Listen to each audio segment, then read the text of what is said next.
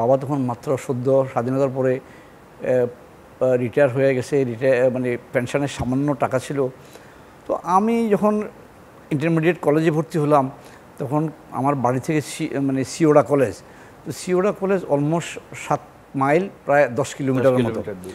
এত দূর হেঁটে যাওয়া, বিশেষ করে আমার একটু পায়েও অসুবিধা ছিল, আর বিশেষ করে বর্ষার সময় আসা যাওয়া, এবং শীতকালে তো সন্ধ্যা হয়ে যেত, রাত্রে যখন আসি তখন সন্ধ্যার খাওয়া সবাই খেত। এই সমস্ত বিষয় বাবাকে খুব অনুরোধ করলাম যে আমাকে একটা সাইকেল কিনে দেওয়ার জন্য। যাই হোক, বাবার তো আমার আবদার, কিন্তু বাবা মাত্র সামান্য পেনশনের টাকা, আমাদের অভাবের সংসার, সামর্থ্য ছিল না।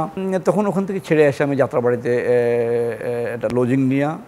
তো ওই যাত্রাবাড়ি থেকে ধরুন 4 আনা দিয়া গুলিস্তান যেতাম, গুলিস্তান থেকে কোনোদিন পায়ে হেঁটে, বাকিটুকু কখনো আবার গুলিস্তান থেকে চকবাজার আবার ওই রিক্সা শেয়ার করে ডাকতো একজন করে।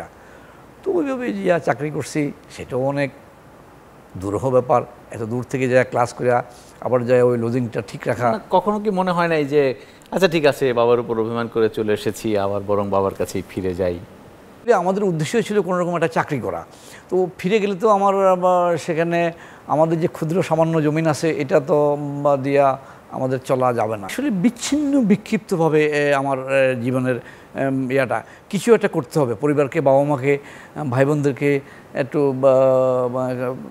4টা ডাল ভাত খাওয়ানো, এবং যাতে স্বাভাবিক জীবনযাপন করতে পারে, সেই চিন্তাটা, প্রেরণাটা আমাকে খুব বেশি পীড়া দিত। আপনি বিভিন্ন সময় এখনও বলেন যে নিজেকেই পরিচয় দেন ভাবে যে আপনি তো তেল নুনের ব্যবসায়ী। এটা কেমন লাগে এখনও যখন মানে ওই সময়ের কথা চিন্তা করেন? আজ এত বড় হয়েছেন কিন্তু তারপরে এই কথাগুলো আপনি বলেন। কেরোসিন তেল, আবার লবণটাই ছিল মানুষের মূল। কেরোসিন তেল সন্ধ্যার পরে একটু কুপি জ্বালাতে হবে, আর একটু লবণ হলে মানুষ লবণ দিয়েই কাঁচামরিচ এটা সেটা দিয়া সেটা ভাত খাবে। তরি তরকারির কথা খুব একটা আমাদের দেশে যারা ধরেন ভালো ধনী সম্পদের লোক ছাড়া কন্টিনিউয়াস তরি তরকারি দিয়া পাক শাক করে খাওয়ার লোক তখন আমার গ্রামে খুবই কম ছিল। একদম রিয়েল ইন্টেরিয়র থেকে আমরা উঠে আসা ভাই।